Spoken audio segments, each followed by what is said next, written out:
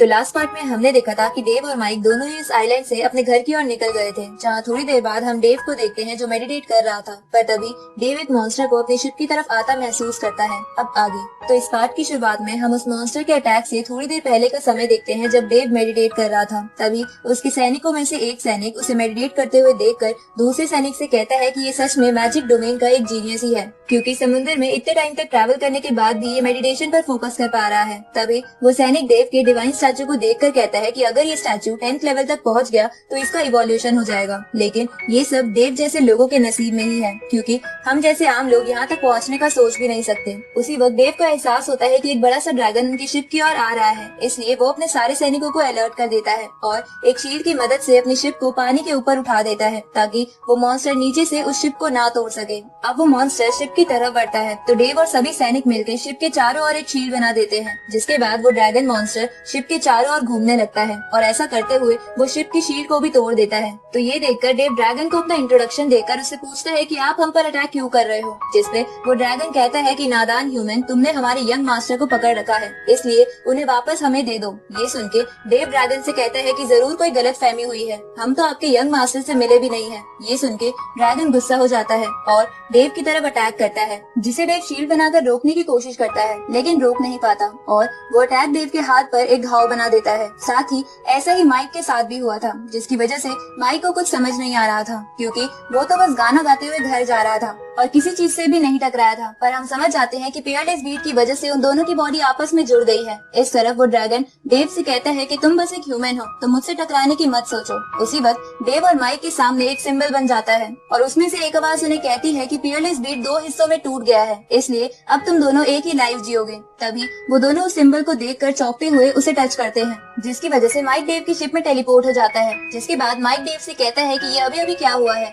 उसी वक्त माइक उस ड्रैगन को देखता है और उससे डर के डेव के पीछे छुप जाता है। तभी वो ड्रैगन उन दोनों को कहता है कि तुमने मेरे यंग मास्टर को तो पकड़ लिया और अब मेरी डिसरिस्पेक्ट करने की कोशिश कर रहे हो, इसलिए अब मैं तुम सबको मार दूंगा। ये सुन के डेव ड्रैगन को कहता है कि जरूर कोई मिसअंडरस्टैंडिंग हुई है। तभी माइक डेव की तरफ इशारा करके ड्रैगन से कहता है कि सारी गलती तो इसकी है, तो तुम मुझे क्यों मारोगे। इसके बाद माइक अपने विंग्स की मदद से उस शिप से थोड़ी दूर चला जाता है, पर तभी वो ड्रैगन दो वाटर ड्रैगन की फॉर्म ले लेता है, जिसमें से एक डेव और उसकी शिप पर अटैक करता है और दूसरा माइक के पीछे पड़ जाता है। तो माइक उस ड्रैगन से बचते हुए उस पे अपनी थंडर टेक्निक का इस्तेमाल करता है, लेकिन उससे उस ड्रैगन को कुछ नहीं होता। तो माइक अपनी विंड ब्लेड का इस्तेमाल करके उस ड्रैगन के टुकड़े टुकड़े कर देता है और वापस शिप में आ जाता है, क्योंकि डेव ने भी दूसरे वाटर ड्रैगन को खत्म कर दिया था। तभी वो रियल ड्रैगन वापस वहाँ आकर शिप की ओर बढ़ता है, जिससे बचने के लिए डेव और उसके सैनिक शील्ड का इस्तेमाल करते हैं, लेकिन ऐसा करते हुए कुछ सैनिक पानी में गिर जाते हैं। साथ ही उस ड्रैगन ने उस शिप का कुछ हिस्सा भी तोड़ दिया था। तभी वो ड्रैगन माइक की तरफ बढ़ता है। ये देखकर डेव अपनी बुक को पकड़ के एक फॉर्मेशन बनाने लगता है, लेकिन जब डेव ऐसा कर रहा था तो माइक के अंदर से एनर्जी निकलकर डेव के अंदर आ रही थी, जिससे डेव थोड़ा पावरफुल हो जाता है और एक सील बना के उस ड्रैगन को एक जगह पकड़ लेता है। लेकिन वो उस ड्रैगन को ज्यादा देर तक एक जगह नहीं रोक सकता था, इसलिए वो माइक से कहता है कि जल्दी से अपना स्ट्रॉन्गेस्ट अटैक इस्तेमाल करके इस ड्रैगन को खत्म कर दो। तो ये सुन के माइक अपना स्ट्रॉन्गेस्ट अटैक तैयार करने लगता है, लेकिन माइक के पास उस अटैक को पूरा करने के लिए सफिशिएंट एनर्जी नहीं बची थी। तभी डेव के अंदर से थोड़ी एनर्जी निकल के माइक के अंदर चली जाती है, जिसकी वजह से माइक उस अटैक को कंप्लीट कर लेता है और उसका इस्तेमाल ड्रैगन पर करता है, जिसकी वजह से वो ड्रैगन इंजर्ड होकर पानी में गिर जाता है, लेकिन वो फिर से वापस वहाँ आ जाता है। तो ये देखकर डेव अपने सैनिकों के साथ मिलकर अपना डिवाइन स्टैचू तैयार करता है और माइक से कहता है कि जब वो ड्रैगन यहाँ आएगा तो मैं इस स्टैचू की सारी पावर तुम्हारे अंदर डाल दूंगा, जिसके बाद तुम उस ड्रैगन को मार देना। जिसपे माइक घबराकर कहता है कि पर अगर मैं फेल हो गया तो हम सब मारे जाएंगे। ये सुन के डेव माइक का कॉन्फिडेंस बढ़ाने के लिए उसे कहता है कि क्या तुम डर गए।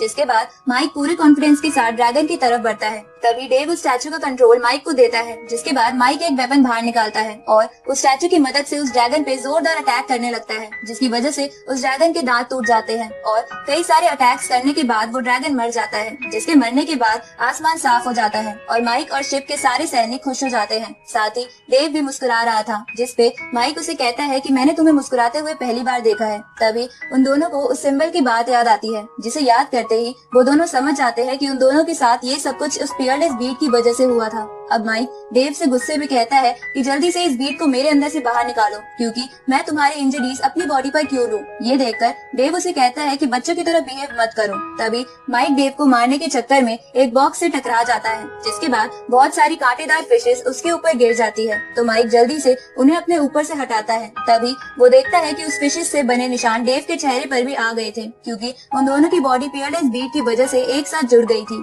अब माइक डेव के चेहरे को देखकर जोर जोर से हंसने लगता है, जिसे देखकर डेव को गुस्सा आ जाता है और वो उस फिश से भरा एक और बॉक्स माइक के ऊपर गिर देता है, जिसकी वजह से माइक की चीख निकल जाती है। अब थोड़ी देर बाद वो दोनों शांत होकर एक जगह बैठते हैं, जहाँ हम देखते हैं कि उन फिशेस की वजह से उन दोनों का चेहरा सूज गया था। अब माइक डेव से कहता है कि अगर मैं तुमसे अटैच ना होता तो तुमको अब तक मार देता, जिसपे डेव उसे कहता है कि पर तुम ऐसा नहीं कर सकते, क्योंकि अगर तुम मुझे चोट पहुंचाओगे तो पियरलेस बीट की वजह से तुम्हें भी चोट लगेगी। साथ ही इस पियरलेस बीट के कई और फंक्शन भी है, जिसमें से एक हम दोनों की एनर्जी एक दूसरे में ट्रांसफर करना, जैसा कि हमारे साथ ड्रैगन से लड़ते हुए हुआ था। ये सुन के माइक कहता है कि ये तो बहुत अच्छा फंक्शन है। तभी डेव उस पियरलेस बीट के तीसरे फंक्शन के बारे में बताता है, जो था टेलीपोर्टेशन, क्योंकि उसी की वजह से माइक डेव की शिप पर आया था। अब उस टेलीपोर्टेशन को चेक करने के लिए वो दोनों फिर से वही बात रिपीट करते हैं जो उस सिंबल ने उन दोनों से बोली थी, लेकिन इससे कुछ नहीं होता। ये सुन के माइक अलग अलग पोजीशन बनाकर बार बार वो बातें रिपीट करके देखता है, लेकिन फिर भी कुछ असर नहीं हो रहा था। इसलिए माइक डेव को भी अपनी तरह पोजीशन बनाने को कहता है, तो डेव ना चाहते हुए भी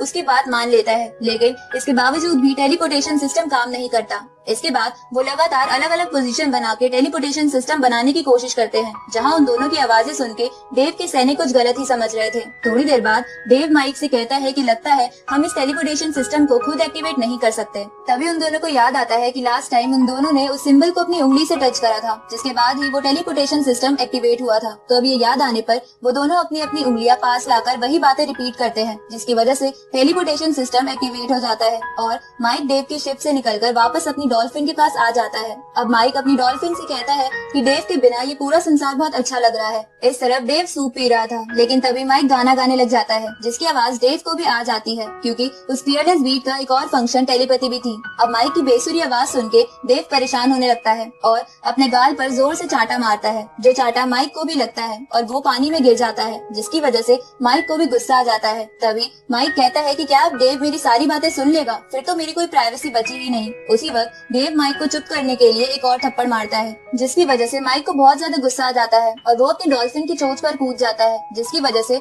उन दोनों की चीख निकल जाती है और यहीं पर ये पार्ट खत्म होता है।